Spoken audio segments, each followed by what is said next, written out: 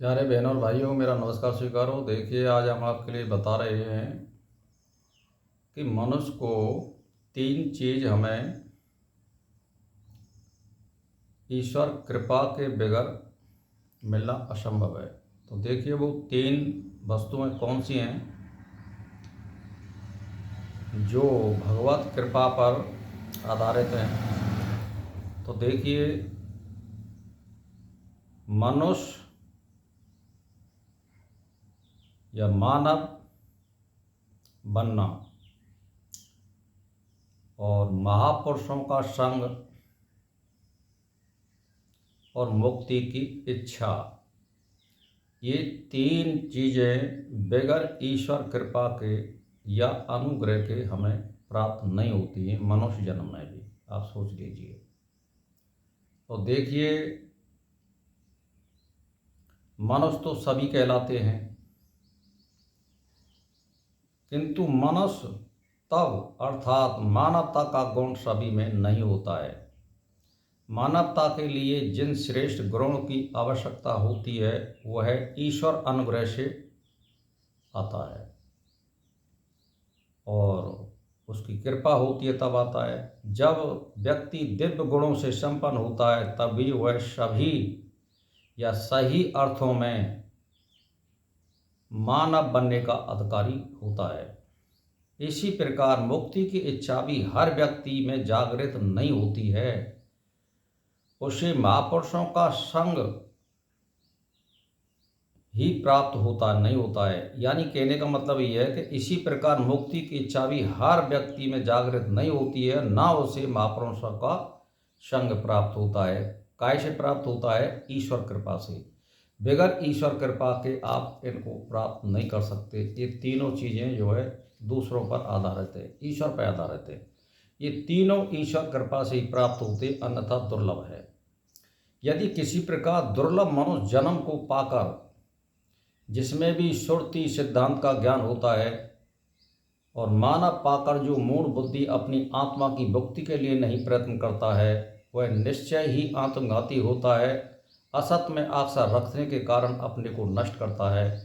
यानी पुरुषार्थ किसे कहते हैं? पुरुषार्थ जो है आत्मा के लिए शुद्ध आचरण करना, ईश्वर प्राप्ति के लिए अष्टांग योग का पालन करना, समय पर जगना, समय पर ईश्वर ध्यान और चिंतन करना, मनन करना, ये इसको पुरुषार्थ कहते हैं। ईश्वर प्राप्ति के लिए जो किया जाता है उसे पुरुषार्थ कहते हैं। और जो कहने का मतलब यह है कि इस पृथ्वी पर जो कर्म किए जाते हैं, जिनका हम लाभ लेते हैं, स्वयं शरीर से भोगते हैं, उसको हम पराक्रम कहते हैं। तो कहने का मतलब यह है कि ये सारी चीज़ें ईश्वर कृपा पर अपेक्षित है। ईश्वर कृपा हमें कब प्राप्त होगी?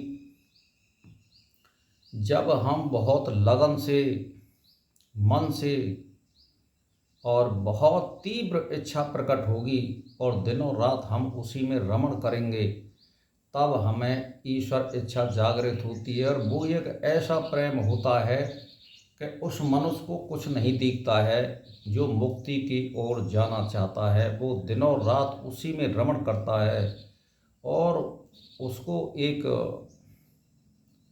कहने का मेरा मतलब यह है कि उसका जो हृदय होता है वो उस परमात्मा के लिए रोता है। वो रोना संसार के लिए नहीं होता है, वो रोना अंदर से आता है। और वो अंदर से आने वाला जो रुलास है वो प्रेम को प्रकट करती है। और वो जिसमें उत्पन्न हो जाए और दीर्घ काल और निरंतर उस स्थिति को बनाए रखता है, तो कहने का मेरा मतलब ये है कि एक ही जन्म में मुक्ति मिलना संभव है।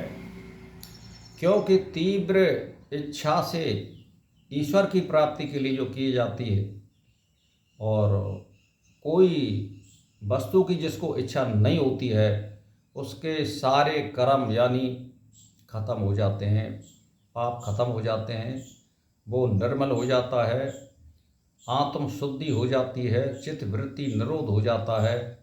तो वो फिर ईश्वर का ही हो जाता है और उसकी मुक्ति होना संभव है।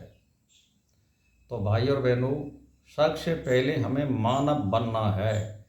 हमें अपने आचरण इस प्रकार से करने और इस प्रकार से हमें दूसरे लोगों को समझाना है जो उचित भी लगे और सार संगत भी हो और न्यायपूर्वक हो और शास्त्रों में जो प्रमाण दिए गए हों उसके अनुरूप हमें आचरण करना होगा और वो हमें प्रमाण भी मानना होगा, क्योंकि पूर्व में जो आचरण कर गए हैं ऋषि मुनि, हमें उन्हीं के मार्ग पर चलना होगा।